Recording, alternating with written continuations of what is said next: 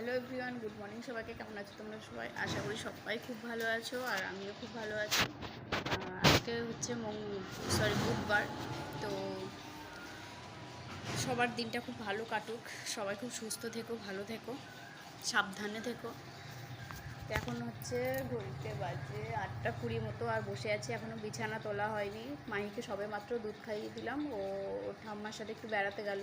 আর তোমাদের দাদাভাই হেঁটে এইমাত্র বাড়ি এলো, মামামকে দিয়েও এসছে, কারণ ওদের গাড়ি আজকে আসবে না বলেছে, তার জন্য আর কি।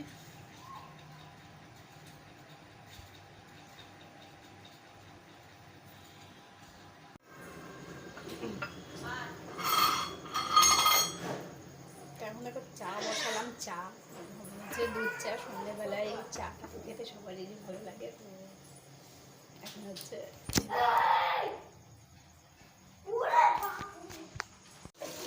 দেখো ঘড়িতে এখন বাজে হচ্ছে 8টা। তো এই সময় রান্নাঘরে আমাকে তোমরা খুব কমই দেখতে পাও।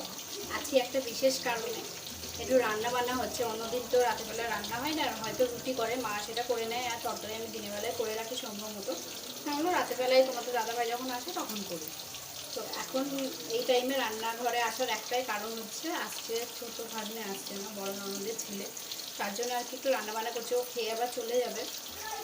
যে তোদের খামার আছে, মানে গরুর খামার আছে, তো থাকাটাই সত্যিই অসম্ভব, কষ্ট হয় ওদের। তার জন্য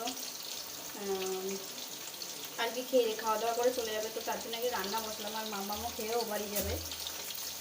তো আর 8টা তো বাজে, বলো, রাত তো হয়েই গেছে। তাই মাহিকে দুধ খাইয়ে আমি রান্না বসিয়ে দিচ্ছি। চলো একবার দেখিয়ে দিই যে কী রান্না করছি আমি এখন।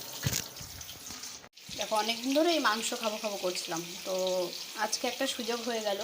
তো এই যে চিকেন আছে এখানে, তোমাদের দাদাভাই দুপুরবেলাতেই চিকেনটা এনে রেখে দিয়েছে। তো আমি দুপুরবেলাতেই মশলা টশলা দিয়ে ম্যারিনেট করে রেখে দিয়েছিলাম, এর একটু খেতেও টেস্ট হয়। আর খালি এখানে পেঁয়াজটা কাটবো, আর এদিকে ভাত বসিয়ে দিয়েছি, কারণ ওরা এসে ভাত খাবে।